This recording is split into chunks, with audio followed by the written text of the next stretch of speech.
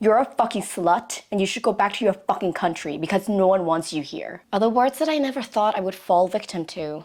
No less from a family member. Well, extended family member. Hey besties, welcome back to Comfort Food Confession. You know how people say blood is thicker than water, but sometimes it's your own blood that would drag your name through the mud, ruin your whole fucking day and feel like they did nothing wrong?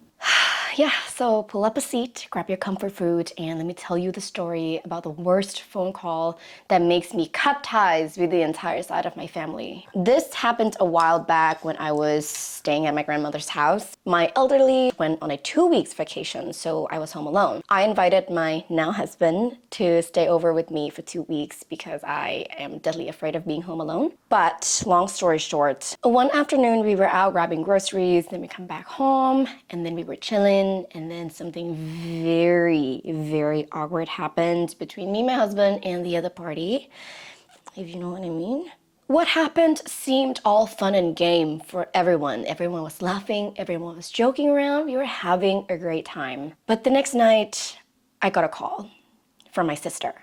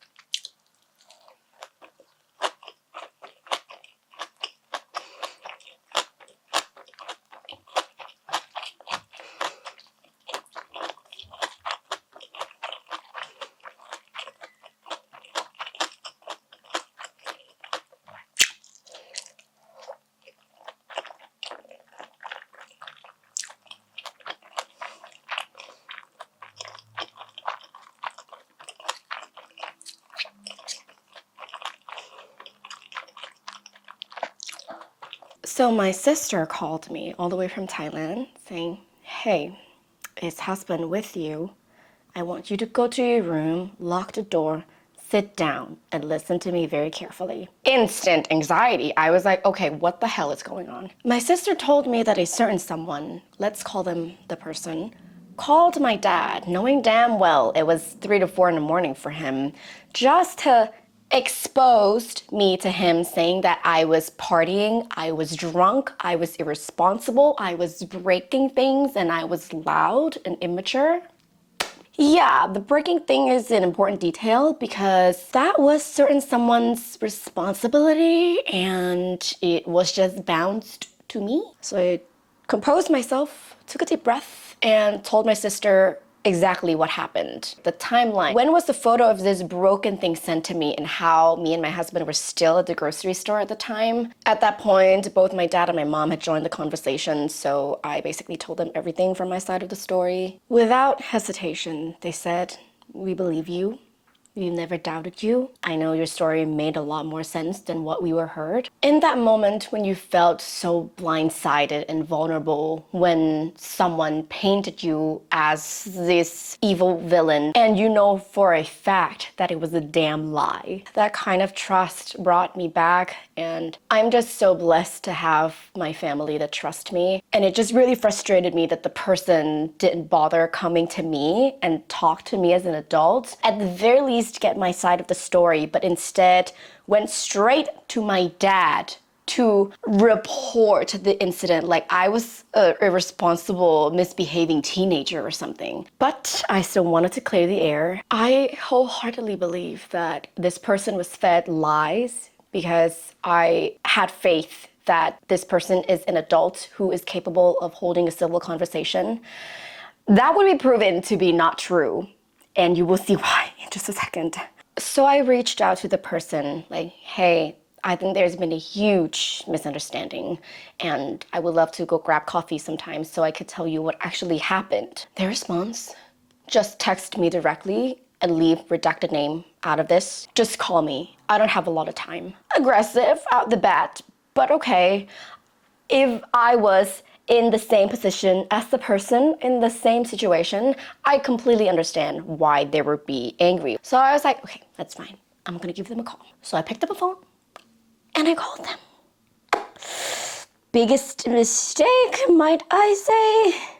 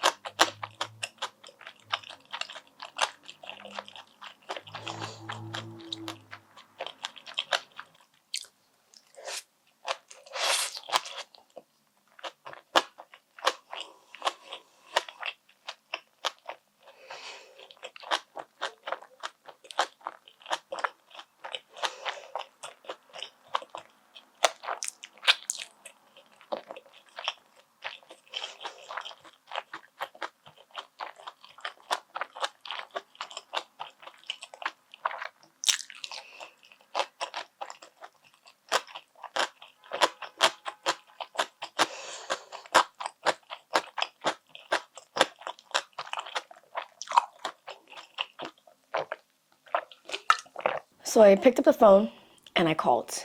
My heart racing. I had a bad feeling, but I still had full faith in the person that they're going to be able to hold a civil conversation. The second they answered, you better talk quick because I don't have a lot of time for this. Okay. So I started to try to explain my side of the story. I was really hoping to, get my timeline across. Before I could even finish my sentence, you can bullshit your dad, but you can't bullshit me. I know you're just trying to cover for your boyfriend, but he's a fucking predator and you're lucky no one fucking called the cops. At that moment, my heart dropped, like genuinely sank to the bottom. Because now I realize that the tone has changed. Now I realize that this person has already made up their mind and this phone call potentially will solve nothing. But I stayed calm. I tried again. I composed myself. And so as I was trying to explain what actually happened, the berating started and there was no stopping it. You're a fucking slut, you know that? If you don't like that one, we could try, why don't you go back to your fucking country because no one wants you here? You've always been a pain in the ass, and I didn't want to say nothing because of your dad, but you're a fucking disgrace and a slut. I wasn't counting, but I probably heard slut a good 10 times. Probably heard the words predator being thrown around very loosely. A few, and a bunch of you should go back to your country and you're a pain in the ass. Just repeating over and over and over again. Like every time I tried to actually explain, the berating just ramped up. They just got meaner. They were not creative. They were just specifically to hurt my feelings and to reduce me as a person. I finally had enough and I said, hey, I have been respectful the entire time. I have never once raised my voice. I have not called you names despite you calling me all of these awful things in the hopes that that would pull them back to reality a little bit. But then they snapped back with, oh, you think you're fucking great, huh? Oh, you think you're so classy, huh? Okay, I don't know what else to say. I don't know how would I respond to that. I was like, okay, this phone call isn't gonna do anything. This person has already made up their mind and nothing I said is gonna change it. So I was like, you know what? We are both wasting each other's time. I was just trying to wrap up a conversation nicely so that we could both go our separate ways. But immediately was hit back with, you're wasting my fucking time, bitch. And then they hung up on me. Yeah. I just sat there. The phone went silent. I sat there for a good 5 minutes with just trying to process what the fuck just happened.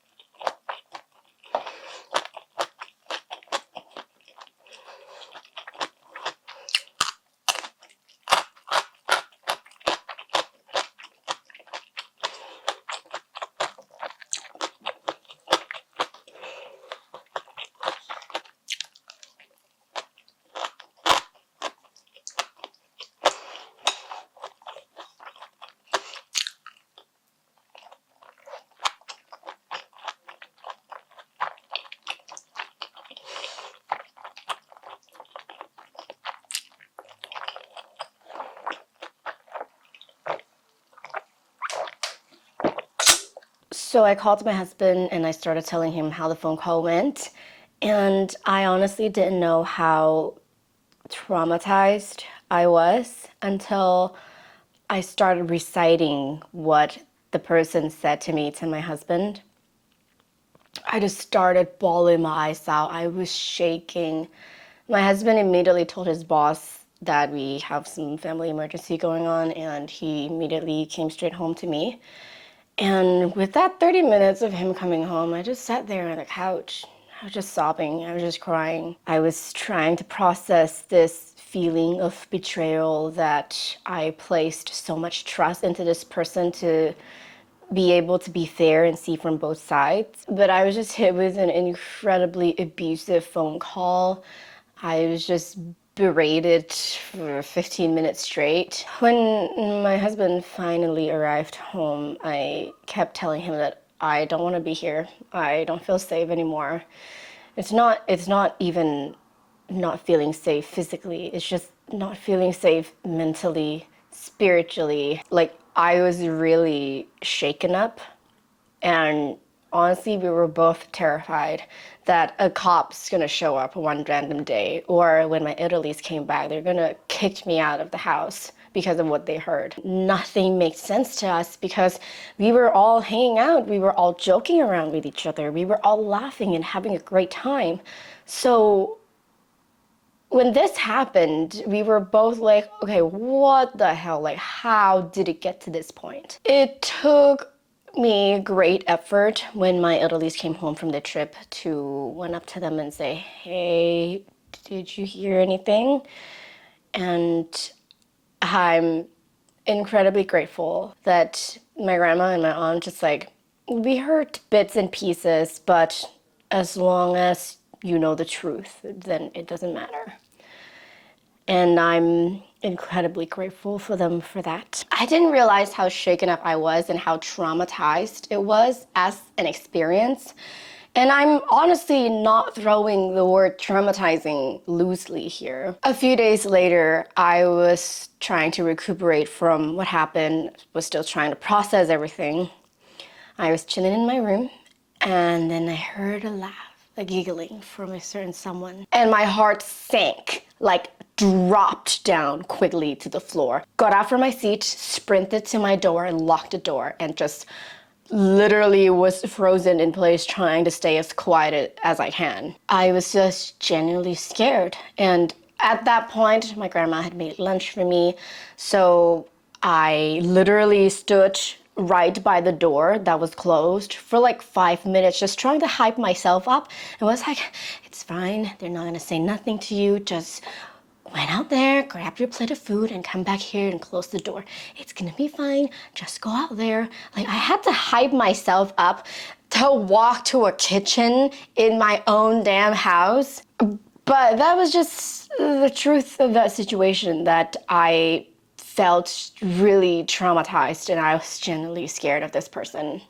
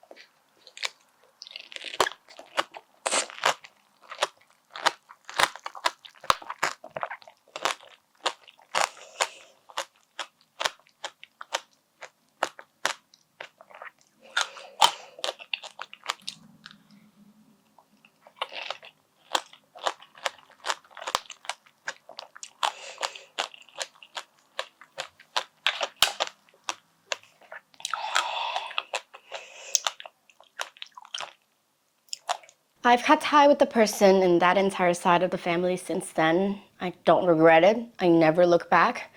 They were never a positive part of my life anyway. Just always drama, always chaos, always looking for a scapegoat one way or another. Not too long after I moved out of my grandma's house, I used to go visit her from time to time, but I got my own apartment and aim for building a life where I am valued, where my husband sees me and truly values me for who I am. I still have thoughts about that call from time to time. And just one random day, I would just have the thoughts of what happened came rushing back, along with all the frustration, all the negativity that I felt during that time.